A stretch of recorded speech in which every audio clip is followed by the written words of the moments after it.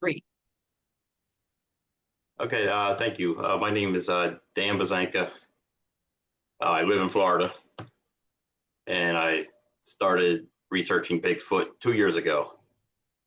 I got involved by uh, basically, I was a kid in eighth grade, 1978, 77, 78. $6 Million Man was my favorite show, Lee Majors, and they had the Bigfoot episodes there.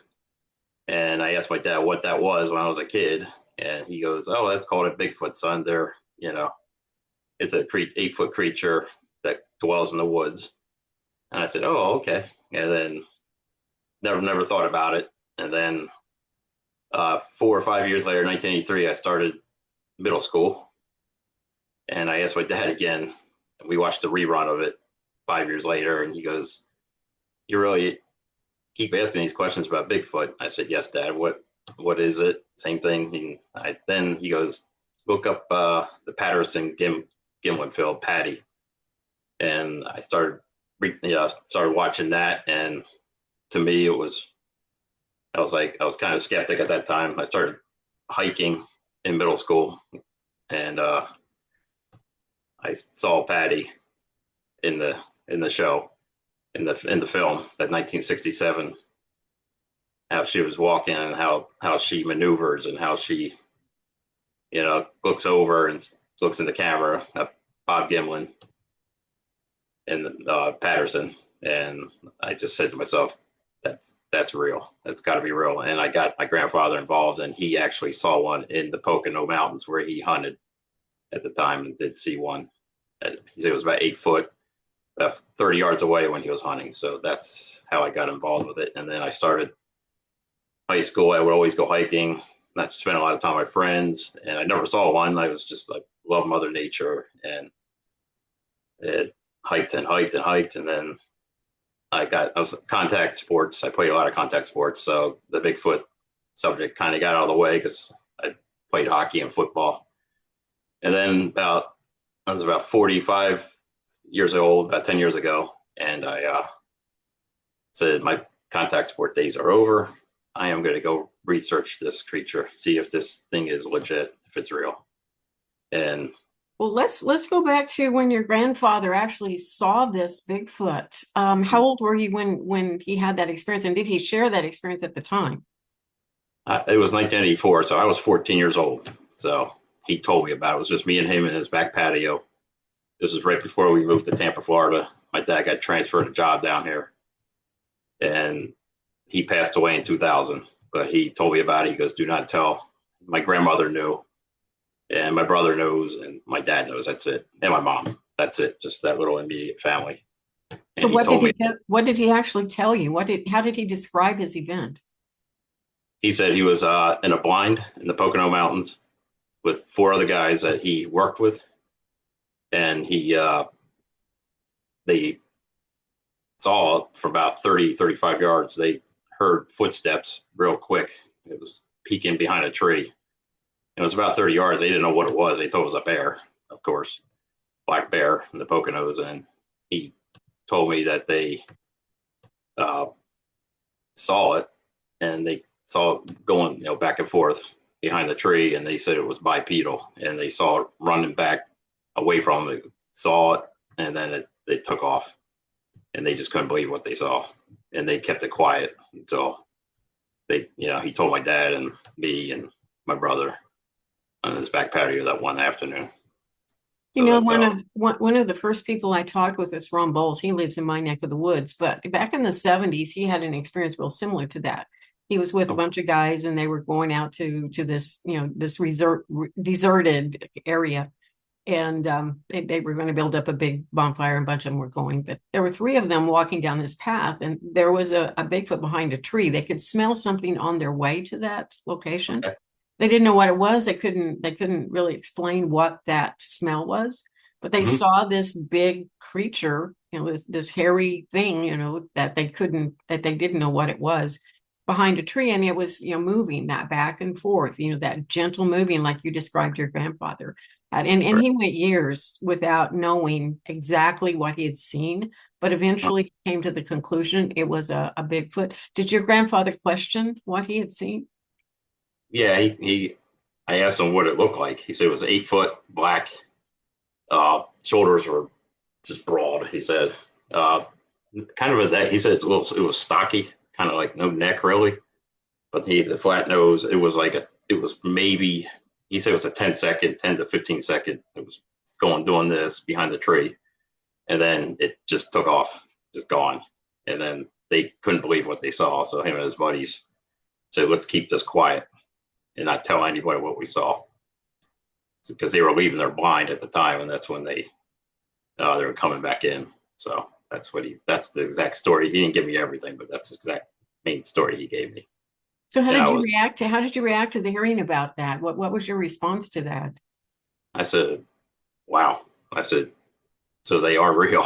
I was 14 at the time, and he goes, do not tell your friends, do not tell anybody on your mom's side of the family. It's just all my dad's side of the family, and just keep it quiet because people are gonna think you're nuts at that time in the 80s. It's a lot different today.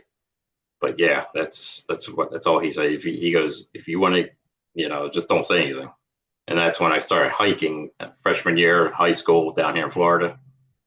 I started hiking in Clearwater, Florida. That's where I lived. And there's a place called Starkey Park up there, up in Newport Richey, Florida, which is now it's about an hour and a half from where I live. I live in Sarasota. So now I hike in Myakka, which is an awesome place to, if you want to get that experience and get that interaction.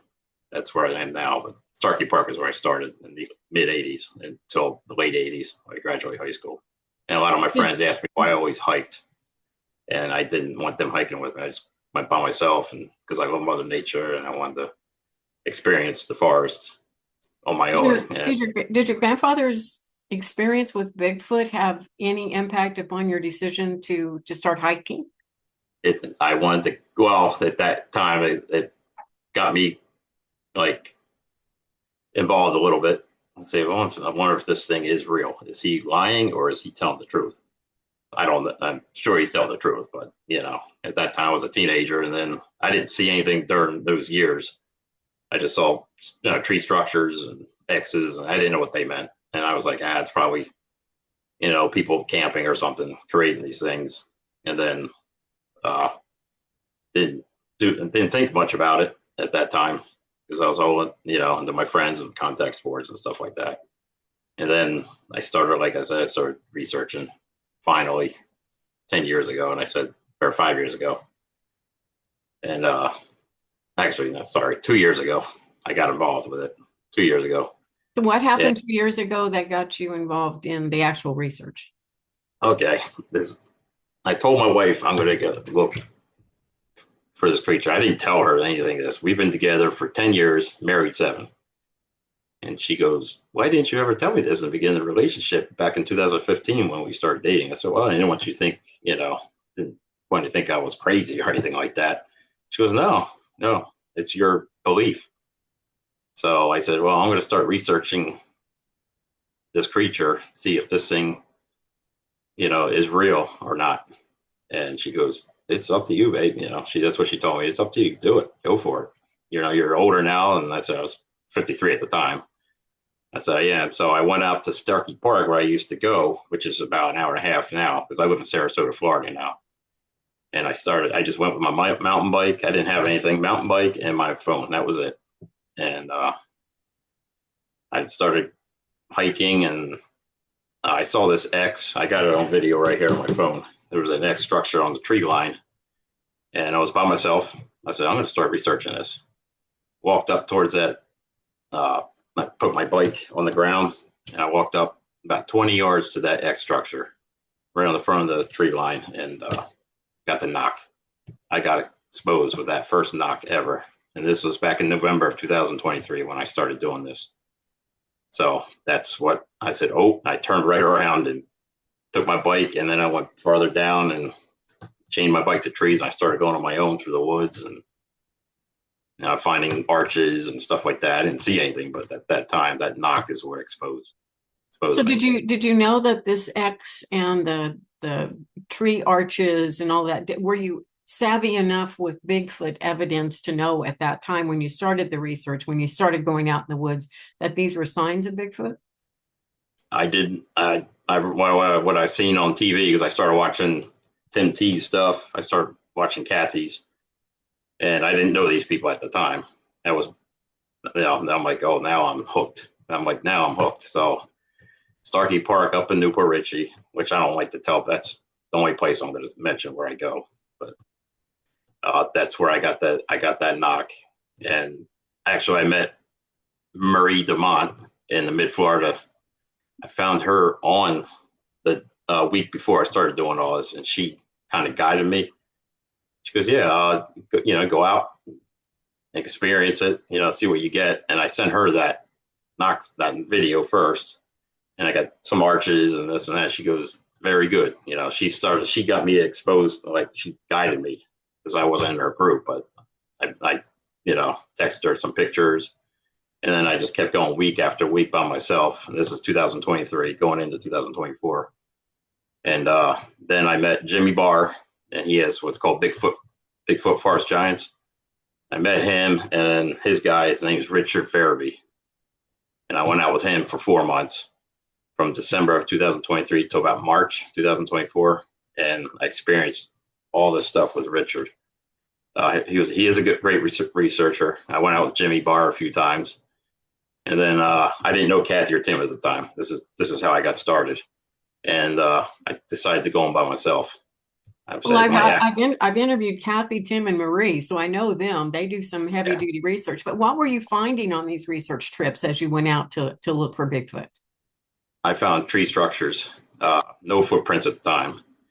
That's at Starkey Park, just tree structures. That's how I didn't hear anything except that first knock when I got exposed. I got it on video right here, and I keep it because that's my heart and soul of what started this 2-year adventure right now. And then I met Kathy last year I went to my very first conference in 2024, and I went by myself up in Ocala, Florida, and I met Kathy Westerman. I saw Jimmy Barr there. I saw Marie and her group with Mike Aguilar. I didn't know Tim T at the time.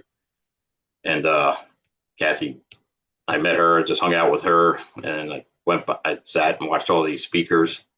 At the time, I saw Tim T up there. Let's get back in the woods. Lots of people can go to conferences and they get to hear all the speakers, but I want to know what you were experiencing. So you're going out in the woods, sometimes by yourself, sometimes people are telling you kind of where to go and how to experience that.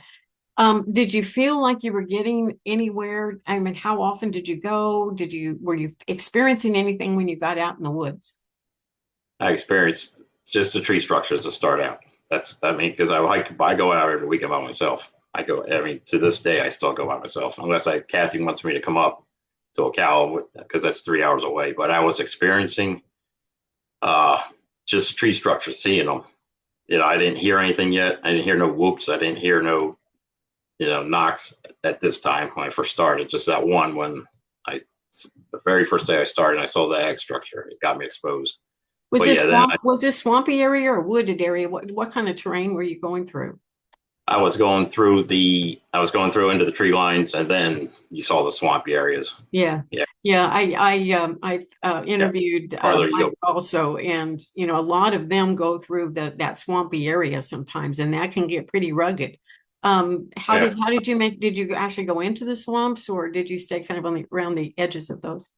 I started on the edges of them because I didn't have no boots at the time. I didn't think about this, and I just had regular hiking boots, not snake bite boots. I wear snake bite boots, hide boots. I can go in the water in the swamps if I decide to go. But I was just camouflage shorts, regular shirt. I had a phone. I didn't have any equipment at the time. At that time, year and a half, I got my stuff. I got thermals. I got the GoPro 10 now, and I do all that. I bring that with me. But that's all I had. And my mountain bike. That was it. I started out as a rookie, I guess, at that time. So you're going out every week, and you are staying along the edges of the swamp line, and you're just seeing structures at that point. You're not hearing anything else other than that one whoop. And so what kind of progression have you had since then? Oh, since then, I decided to when I left Jimmy Barr's group, I wanted to go by myself because I wanted to go to Mayaca, which is down here in Sarasota. It's 40,000 acres from Sarasota all the way down to Englewood. But I found this one place. I don't want to mention it. It's part of Mayaca. And I mean, I can tell you later, but I went to this place. I heard about it. People are, that was a great hiking place. So I went out Mayaca. I found this place and I started going out myself in this. And there was a big arch just bent down. And I said, well, let me go check this out. So I went and checked it out. And it was real. It was an actual real arch made because it was pinned down with a bunch of logs, and there was a stick jabbed right into it.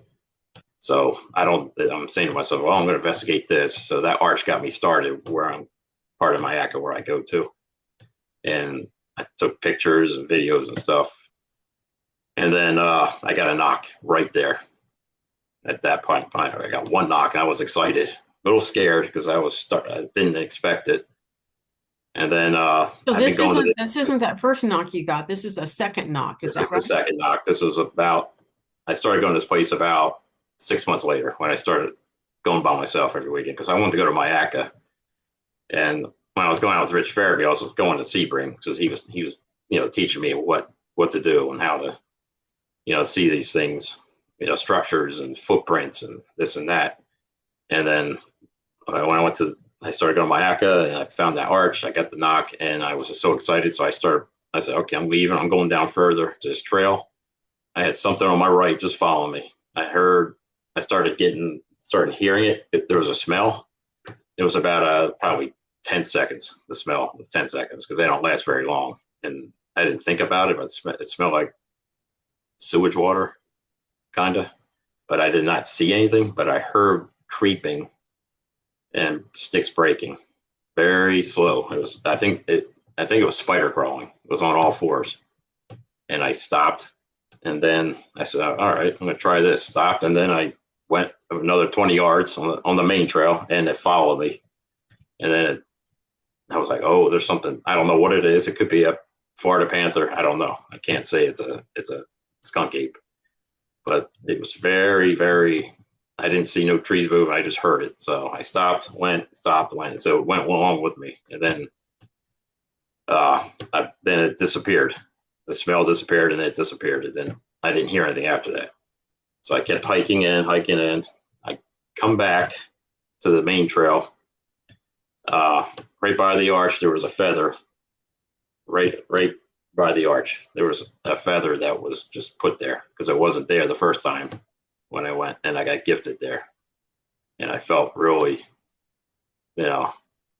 awesome. I had that feeling like, okay, this is a gift from something. I can't say if it's a human or if it's a skunk ape. I don't know. I didn't see it. I just saw it when I went back to that arch, and it was sitting right there. It was just placed right there, there's a log that goes across, and it was set right there with a rock on top. And I got the rock behind me. It's like an arrowhead rock, and it looks like something they use to either rock clacking or they use it to maybe as a weapon. And it didn't have no blood on it or nothing at the time, but I got it behind me. It was like an arrowhead. Can you reach and get that and show it to us? Yeah, I got the feather too. Okay, great. Yeah, let's see both of them. I'd love to see what those look like. I think this is a turkey feather. It's dark brown because we've got wild turkeys down here. They're all over, but here's the rock. Yeah, hold it up a little higher so we can see it. Yeah, that looks like it's almost been carved. It has almost a diamond shape to it. And then here's the feather right here. Yeah, you think that's a turkey feather? You said. Yeah, I think it's a turkey feather because it's brown. It's not an eagle feather, or it's not a crow because it's not black. It's like and this was set like this. Yeah, like that. Wow. I couldn't believe it. I felt good about it, but you have to be very careful and then I started gifting there. I went the next weekend. I started bringing apples and quartz stones and stuff like that. I put there, and they move the stones around sometimes. The apples are gone, of course. They were gone a week later because I go there. I went there every week from 2024 March when I started going by myself until now, till today. So I've had also December of 2024 at the same place. I had a Y stick tuning stick, a Y stick like this with the 3 tridents, and it was jabbed in the ground by my truck. 20 yards from my truck on the main trail. I got that behind me too, and I got another one just this past June. Well, let's go back to those stones that you said they moved around. Did they form any form of a pattern at all, the stones that they moved around? Yeah, I put 4 out there, and they formed it into a diamond, like a diamond shaped. I don't have a picture of it, but there was like a diamond shaped. It was a little white quartz stones that I found out my job because I do construction, so I find these things and shells and stuff like that, and it was pretty cool at that time. And I put sticks out there too, just kind of like on the ground. Sometimes they're there, they get moved, but I don't really sit the stick thing. I jabbed a stick in the ground, not the ones they gave me, the Y sticks, but I jabbed one in there and it was gone the next weekend. And they didn't bring it back, but yeah, and I leave a lot of they love apples, red apples, because if you put Granny Smith apples on this clan, they don't take the Granny Smith apples. I tried that, like red apples one weekend and then the Granny Smith, and I don't think they like the Granny Smith. They didn't take them at all. So I leave my apples. I haven't been there in like 5 weeks now. So, because I found a new area north of here that's also now I just started going there. It's another park up in Waimama, Florida, which is north about 20 minutes from here. Well, show me the other things that they've gifted you. Let's take a look at those. Yeah, sure. I got 2 Y sticks. I think these are walking sticks. This was the first one. Where is it? Oh, right here. Okay. Can you see it? Yeah, I can see it. Okay. It's got 3 tridents. They're snapped on the end right here, and right here. Right here. So it was jazzed. Like this was the one December of Christmas time, right? It was like 3 days before Christmas. It was jabbed like this with the 2, I guess I jabbed like that, and the 2 tridents were up, and the 1 trident was down. And I can use it as a walking stick. So I don't know what it means. It's a communication thing. But I bring this when I go to this certain area, I bring these Y sticks and I use it as a walking stick instead of my original one. Because I can just basically walk on the trail and it comes up to me right here. So this is the first one, and then there's another one. This one I got recently. This is a lot bigger, but this is the second one. This past June, and that was on the side of the trail as I was coming in, about 20 yards up, and I found Did it look like fresh, that they were freshly put in the ground? Could you tell? It was a little muddy. It was a little muddy. It wasn't like drenching because it was rainy season, June, hurricane season down here. But yeah, it was a little muddy. It was just jabbed, just like that. It was on my right side, and I looked at it. I started kind of laughing. I was like, I think it's a walking stick. I really do. Because I can walk with this. This is the one I bring now to it. When I go there, I just bring this. I don't bring my regular walking stick that I bought from Amazon. Because it means something. I don't know what these mean. Kathy looked at it, and she said they're tuning forks, and they're 3 tridents. But both ends right here were up in the air, and this part here was jabbed in the ground. It's just sticking around the side. I couldn't believe it. So this is the area that I get gifted. This is my most active area. So is this a place where you enter the forest, or where you enter that area, or is it down the roadways? My active forest is 25 miles from my house, me and my wife's house, and she does not. And also March of this year, I got gifted a deer skull right in the middle of the trail. I went out, came back on the main trail, and it was placed right in the middle. It's all cleaned up. There's nothing. It's just a deer skull, and I freaked out. I didn't know, like, what does this mean? I didn't know what it meant. So I took a picture of it. I got a picture of it, and it just was placed right there perfectly in the main trail. I was coming back in from the arch where I gifted, and they put a deer skull just placed. It's clean. There's no dirt on it or nothing. It was like, this is new. I see this stuff on TV, and then I'm like, wow, I just experienced this. And so I took a picture, video, and I sent it to Tim T. Tim T goes, you were just gifted. Well, I know a guy that, yeah, too, had a gifted skull on his doorstep along with Oh, other things. Yeah. Yeah. So I don't think that's unusual. I think sometimes they gift that sort of thing. on the doorstep of their house, or the woods right behind them? Or, Yeah, the doorstep of their house, the front door, that's right awesome. right on their porch. Scary, but wow. I wonder what, the family members of that think about that. But that's, everyone's got their own thing. And I live 30 miles away from Mayaca, so I'm not worried about them coming to my house. Right. My Yeah. wife would not let me bring that deer skull. She goes, you can bring the tuning forks, but don't bring that thing. So I just put it somewhere.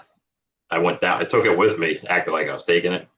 And then I went down the road and just kind of placed it on the side, because I don't want to, it was just, it was a neat experience. Let's put it that way. Well, I think It's, it was Marie that told me about seeing a stick in the ground with an apple or something on top of the stick. Have you heard of that before? no, no, Yeah, no, I'm pretty sure it was her, and that was in, Florida. It was in that neck of the woods anyway, where there was a weird apple on top of a top stick. of the, Hmm. wow. Yeah, That's, and I think the stick was yeah. stuck in the ground like that. Yeah, I give a lot of respect to Marie and her group, because she started with me about 2 years ago, because I found them on the internet. I didn't know what to do, and Fish Therapy, I give respect to him. And then now, when I met Kathy Westerman with Bigfoot World, Pamela and Brooke and Marianne and James, I met all these people that I'm part of their group now. And then I met Tim T through Kathy, and Tim T's taken me on a couple expeditions just to get me more experience with the thermal and how to measure the footprints. And he took me out this basically this whole year to the Green Swamp area. And Well, let's talk about what you've captured on thermal. Has that been beneficial to you? Do you get out there in the evenings or when it's dark, and or what can you see? I use the thermal at the Mayaka. I don't get much. I get deer and stuff like that. I'm not. I mean, Tim T's and Kathy are amazing with the thermal. So the pictures on both of their sites is amazing. Because I mean, Tim T's like MacGyver. The guy's all for, he's all into the frequency uh, experiments and stuff. And I've been with him a few times, and the guy's awesome. Jimmy Barr is another one too. Well, let's If you go. ever, Let's talk a little bit about what you found out. You've gotten these gifts. You've got this gifting thing going. You're getting skulls, various things from them. Have you had an opportunity to get any closer to them where you've seen one? okay. I don't want to say this, but Starkey Park, I went up there January 18th, Friday. That's where I went all the time when I was in high school. And I've been there a few times. That's where I got my very first knock on that X structure. That excited me, and I'm like, wow, yep, these are real. And took the day off from work, went hiking by myself on that Friday. I saw an X structure, big X, and it's on the swamp. It's right outside. The swamp was here. There was no gators at the time. This is January, so the rainy season. It's not really. It was kind of empty. It was all dried up, but there was mud in there, so I kind of snuck in there. I saw the X structure. I went in there with my boots. It was about 50 degrees that day. It was beautiful, and I saw the X structure. I'm like, oh wow, I better be careful here, because I don't know if this is natural or if this is a legit man-made skunk ape made X. Well, it was big. It was like this. It was snapped on both ends. And I looked for prints in there. You couldn't really see because it was so dark in there from it was cloudy that day. So like the sun, it was kind of hazy, actually, a little overcast. So I went in there and looked, and I didn't see no prints at all. My phone goes off. It beeps. One of my mom texts me, and it goes off. And then all of a sudden, 3 seconds later, something big. I just heard something, some branches breaking, and it just came out. It stopped, and I'm like, oh, I got out of there. And I'm saying, I wonder if it could be a deer. I mean, I don't know. It could be anything. It could be a Florida panther, but it stopped. I just heard branches breaking. It just stopped. I got the video. I videotaped. I videoed it. I got it on my phone. This was my first actual sighting here. And start all these years I've been going there, and I got my phone, went to the right, and there he is. He's about 25 yards behind a tree. You can see the whole face, black eyes, button nose. I think it was a juvenile, because he had short hair, and he was about 25 yards behind the tree. I'd say he's about 6.5 foot tall. He was a young one though, and he just staring at me. You can see his eyes growl, and he's just looking at me. It's a total 52-second video, and I got 30 seconds. First 30 seconds, you didn't see him because I was moving, and all you saw was just him staring at me. Well, what are you doing in this area? So I couldn't believe what I was seeing. I got video right here on my phone. He's So just staring. where can people see those videos? I have them on Kathy's page. I posted at that time. And where's Kathy's page? Where can we send people to be able to see those? What's Kathy's page? Bigfoot World Paranormal and Cryptids of Central Florida, and then Okay, Tim is that on Facebook or where is it at? Facebook. Okay, Facebook. on Facebook. Okay, I'll go look at those and make sure they're on Bigfoot Cryptid Midwest, which is my group too. Yeah, it's under my name. It's under my account. I mean, okay, and I think you're part of Bigfoot Cryptid Midwest. If you just post those up there, people will be able to see them too. I'd love to have those up there for. I can send them to you personally and through Messenger. I can send them to you. Just send them to me and I'll post them. I'll post them up on Facebook. Bigfoot Midwest. I got the video. You just see the face. You can kind of see, if you look through the foliage, you can see his neck and his arm, because he's just, I couldn't believe it. And there's a blue circle around his face. And Kathy loves circles. I should put, some of these. I talked to Jimmy. He goes, don't put no more circles around there, Jimmy Barr. So, that's just my thing, but I basically shot it, screenshotted it, and then, because I sent it to Tim T and I sent it to Kathy Westerman right away, and they were like, wow, congratulations. So at the time that you were filming it though, you didn't know you were actually looking at this thing, right? I was not looking until, because I started to the right. I was trying to see what it was, if it was a deer, if it was a hog, because the wild boar down here are invasive down here. And or if it was a bobcat, I didn't know, but the way it was standing behind the tree, and I just saw his face. You can see the black eyes, the whole face, he's just staring at me like, what are you doing here? And I said bye. I got out and got the heck out of there. So you're going back? Have you been back over there? I have not been back there since then. That was January of this year, and I'm going to go back there in October once it starts cooling down here. It's starting to, the heat's tapering off here, because August is brutal here, July and August, but September's starting. I'm going to go back there in October, because I haven't been there since then, because I was like, wow. So I can send you that picture and that video. Yeah, just send it to me on Messenger. I'll get it up on Facebook. Midwest Cryptid, the Bigfoot Cryptid Midwest. Oh, Bigfoot World. I'll put it up. Kathy Westerman, Bigfoot World Cryptid. Yeah, and you go there. And Paranormals of Central Florida. Sounds Bigfoot good. World. Mm-hmm. So moving on with our interview, tell me, what do you think Bigfoot is actually?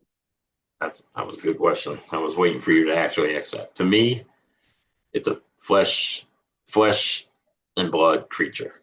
To me, does it travel by its? Well, they travel in clans. To me, obviously, I think they travel in groups. It's a flesh and blood creature to me, and does it travel through dimensions? I don't know. I don't have I haven't gotten that far yet to see anything that if it travels in dimensions, or does it go through orbs? Does it travel like as an orb? I don't know. But to me, it's a flesh and breathing creature that's been around thousands of years, and I think it's a spiritual. If people see them, I think they're gifted. It depends. These things are humanoid to me. That's what I think. I think they're humanoid, and these things could be nice or they can be evil, kind of like human beings. So it depends on what he feel, if he's having a good day or a bad day, or if he's a good one or a bad one. If it's a female or male. The one I saw at Starkey, I think it was a male. I mean, that's what I think it was, but it's a living, breathing creature to me. What do you Blood think and it's going flesh. to take? What do you think it's going to take for them to be brought out in the open, people to, admit and make them a public thing that everyone can believe in, and rather than just think it's some kind of made up, creature in people's minds? What do you think it's going to take between where we stand right now and moving to the reality that they're real? DNA, obviously, hair samples, blood samples. I know everybody gets pictures and sees them, depending on, the situation here. If you're hiking, if you're fishing, if you're boating, kayaking, hunting. Yeah, because some people hoax too. There's a lot of hoaxing going on out there, but it's going to take DNA. I think DNA, hair sample, blood sample. That side of the scientific side of it. That's going to prove it. This thing is real, and to me, it's real. But you can't just say, oh, you can't put it on Kathy's page or Tim's page and say, hey, this is real. And people are going to say, oh, you see the comments, the rude comments. Oh, that's a guy in a mask or a guy in a ghillie suit. Whereas one of his buddies, putting the mask on, going behind the tree. And so it's going to take scientific evidence that this thing is real. Well, I think a lot more people now are actually doing that. They're trying to find that evidence and really searching for the hair and whatever they can to be able to get some of that. And of course, a lot of people are hoping to get a full body of some sort. But some Right. people think that maybe they bury their dead, but there hasn't been one found out in the woods, not even remains of bones or anything. Why do you think that is? That's a good question. A lot of animals do that. Bears do that. Cougars do that. Deer do that. They go lay around somewhere, and Mother Nature, decomposes their body parts. Their bones come around and it decomposes. That's just the circle of life with Mother Nature with these creatures. Bigfoot wise, that's a good question. That's I think they bury their dead. I think too, because you got these mounds across. People see these mounds on the ground. I think they bury their clan. If it's the alpha, if it's the female, if it's the juveniles, into those mounds. And I think the mounds has something to do with the burying. So I definitely believe in the burying. I think they don't want to be seen. They don't want to be bothered. They don't want to be nothing. They just want to be left alone unless you have an interaction with them. If they feel you're not a threat to them, then they'll let you. Not, I don't know. It depends on the person, but they will let you hang around. And if you're gifted, or maybe you just walk by them, and you see them, and they don't bother you. So it depends. I think that they bury their dead in mounds. That's definitely what I think. Well, I grew up where I grew up, on a farm here in Mhm. Missouri, and we had mounds, and of course, my parents thought they were Native American burial mounds. And I know that down there they have a lot of mounds, and there's some talk about Bigfoot seems to hang out around some of these Native American sites and these Native American mounds. And there's also a lot of legend that seems to go along with the mounds and Bigfoot as well. What are your thoughts on that? Seminole Indians are down here, and I got a friend that's a part of a Seminole Indian I went to high school with, and I talked to him now years later. We chat on Facebook, and he's he's seen one down at the Everglades, and he's part of obviously the Seminole Indian tribe, and he tells me that it's a spiritual leader, which I think it is. It's definitely a spiritual leader, and then I don't know the rest of it, but that's what he was telling me. It's a spiritual leader to them. They communicate with them. They maybe maybe hang out with the clan or something like that. But he's telling me it's a spiritual leader, and I believe that too. In the Indian tribes, the Seminole Indian tribes down here, or across America, or anywhere else, So I think it's a spiritual thing too, as well. Yeah, there are so many legends from the Native American tribes about some hairy creature. They may not call him Bigfoot, of course, because that name came along much, much, much later on.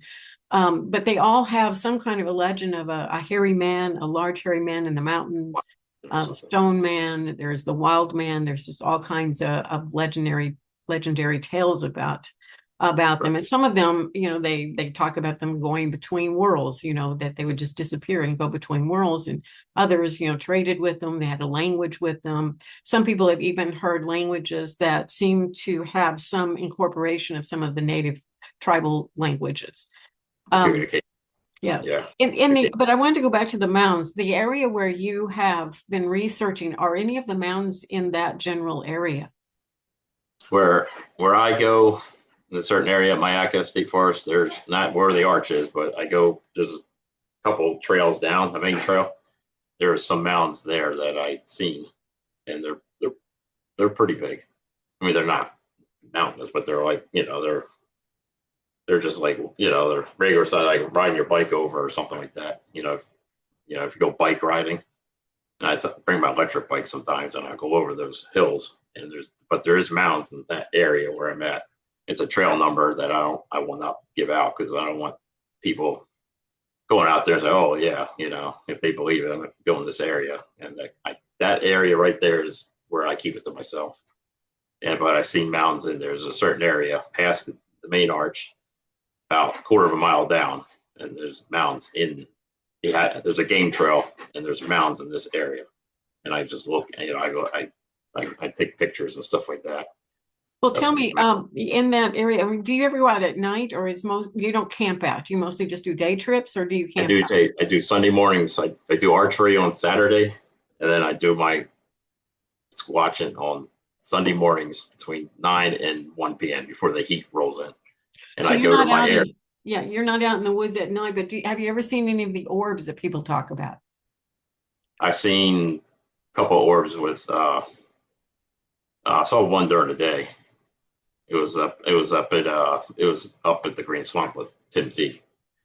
He was doing experiments, and he saw an orb come in, and I did see it was midday, and I did see one. It was a white ball, just a white ball floating around. It was pretty interesting, and I didn't think anything of it. And he goes, "Oh, there's an orb," and he was doing his frequency, and I was sweeping with my thermal at the time because he was sitting down doing his thermal, his frequency tests that he has, and I went out and swept the woods while he was doing his frequency tests, and I came back, and he goes, "I got a picture of an orb," and he got a picture of the orb with his GoPro that he has on his hat So, and he showed me that. And you saw it as well. You saw the orb as well.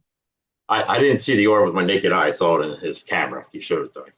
Okay. So I didn't. Yeah, I saw that. I saw that the orb was a big ball of light, and it just floated across his head. It kind of bounced around a little bit. I said, "It's not a bug," and he goes, "No, it's not a bug. It didn't look like a bug. He said, it was round and it was white." And I saw it through his GoPro. I didn't see it with my eyes because I was out sweeping the woods with the thermal, and I had my audio recorder in the tree. So he wanted me to do that, so I did that.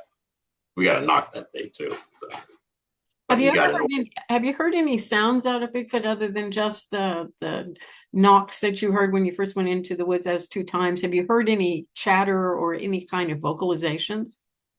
I've heard whoop sounds near the arch where I'm at, where I go. Not all the time, but I've heard them. I just heard whoop, and I would say it back. And I talk to them.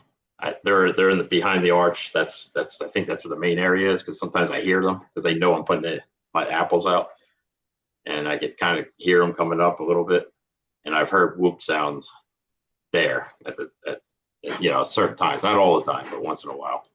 Have you ever heard the Sierra sounds? Have you heard of a recording of the Sierra sounds? Oh yeah. Yeah. Yes. Yeah. Yeah. Oh Well, yeah. what do you think of those? I think it's real. Oh yeah. And the Ohio sounds too. The Ohio, same thing with that. To me, they're real. It's something. It's not a coyote or anything like that, or a wolf, but it sounds real to me. Yeah, they sound like conversations going on. The Sierra sounds just sounds like a conversation happening between a clan or family of Bigfoot. Right. Correct. Yeah. Yeah. It's kind of amazing to It listen is to. awesome. It's awesome. I Yeah. love the Bigfoot experience. It's awesome now. I'm hooked for the rest of my Well, life. well, I know when you were young, you watched the Patterson Gimlin film and saw Patty. Yeah. And that kind of convinced you or got you more interested, at least, in the whole Bigfoot thing. The Patty film is really fascinating. It probably still stands to reason that that's one of our most Most um, most accurate films that couldn't have been hoaxed potentially, or we correct. think it was hoaxed anyway, even though some people have claimed to dress up in costumes. But what was your thought then, and what is your thought now of that film? About the Patty situation. Oh, Yeah. it's real. You could Yes. see the muscles on her legs when she's walking. I mean, people see the face and they think it's fake. Where you can see part of her face there. And I had my friends. They laugh at me. I showed it to them. I showed it to them years ago when oh, that's fake. And I'm like, and that, uh, it's real. You can see the muscles maneuvering in her legs. You can see the private, the female. It's a female, so you can see I don't want to try to be the breasts hanging, so you can see all that. So yeah, it's real, and the way it's looking at them as she turns around for 3 seconds and kind of doesn't, she kind of does this real quick, and then she just keeps on moving, and she speeds up. I mean, the thing, it's real. Patty's real. To me, it's Yeah, I real. think it's hard to argue with that. And another thing is the fact that it is a female. If Correct. someone were going to make a fake costume, they probably wouldn't have made that a female costume. They would Exactly. probably made it Exactly. a male. Yeah, I wanted to say that, but I didn't want to be, I didn't want to just say, I don't know how to say that, but yeah, they would have not made a female costume. I didn't want to say that out loud, but that's what I think Yeah, I too. bet, but I think that's true. But also the people have analyzed that muscle mass moving. It would take something very, very profound to move that the way that is moving. Correct. Something different than a human being in a costume because we just don't move at that pace in that kind of manner. It would Yeah. take that bulk, that kind of That heaviness tall. upon She was people. what, 7 foot tall, and you can see the way her arms are just swaying back and forth, and the strides is amazing on that. It just the way she speeds up when after she sees them filming, she kind of turns and says, "I'm out of here." And it's a phenomenal video. It's my favorite. It just that I saw that, I was like, yeah, that's real. Yeah, I have to agree. I also think that it's a pretty authentic looking film to me. A lot of people that experience Bigfoot, experience the orbs, in those vicinities have also had encounters with like UFO activity. Have you had anything like that happen? Oh, that's funny. You say that. We have last week. My wife was taking the dog out, and I got a video of it. It's amazing. She says there's an orb out there or something, or it could be a drone. I don't know, but it's facing our backyard, and I got a video of it, and it's like it's all different colors. It's moving, and you can see the flashing different colors of red, blue, white. Uh, I got it on video. I went out there. I got Is it 13 up? minutes. Is it up anywhere? Is it anywhere we can see it? No, I have no, but I can send it to you. I Yeah. just sent it to Kathy about an hour ago, over an hour Okay. ago. Yeah. Send it. It's Send it. And I'll put amazing. it on um, the Bigfoot Cryptid Midwest site, and Oh, so people can yeah, look at it. I don't know what it is. It could be a drone, but it's the way it started out as orange, and then I put my video up. I'm not a great photographer, but it will turn like into a regular star, and it's moving. It'll start from the bottom and it started slowly going down, but it was flashing all different colors. I don't know what the heck it is, but I thought it was cool. It was really neat. But my wife caught it. She yelled me out. She goes, "Check this thing out!" And I got my phone right away, and I got it. I got it on video. I'll send it to you. Well, Yeah. tell me if someone were just starting out researching Bigfoot, what advice would you give them? What advice? If they're skeptical or they believe in it. Well, if they probably believe in it if they're out doing their first time research trip. First time researching. Yeah. Uh, bring lots of apples and water. Bring a lot of food. Start out. Uh, Depends on what you're looking for. If it's tree structures, prints, but yeah, go out. If you're going in a group or are you going by yourself, it depends. I would suggest have a hiking bag, have food and water, have a compass. Number one thing is a compass. I have an old school compass that I bring. I don't use electronics out in the woods. I don't want it because I have a feeling I've had that a few times where I've gotten lost. And I got lost 6 months ago at Mayaka because I took the wrong trail. And I got my compass. I took my bag down. Bring a compass. That's the number one thing. And I go by the sun if it's east, west, north, south, because I didn't know where I was at. And it was 11 o'clock. I went by the sun. Oh, it's okay. It's almost noon, so it's above me. And I took my compass. I went a certain area. I had to go north, and I went south. I went the opposite way. So I turned around, and the sun's in the east. And I'm like, oh, there's north. And then I found my way out. So the compass is number one. I think compass is the number one tool to have. And then bring a camera, your cell phone. I started out with a cell phone camera first. And I don't know. A lot of people have knocks when they first go out. I don't knock. I don't do that at all. Knock. If I hear a knock, I don't knock back. I keep it. I let them do their thing. But compass, food, water, definitely a hiking bag. Always bring somebody with you. That's definitely bring somebody with you. Now, when you were 14, aid. you started out hiking by yourself. Would you Yeah, advise that to a 14-year-old today?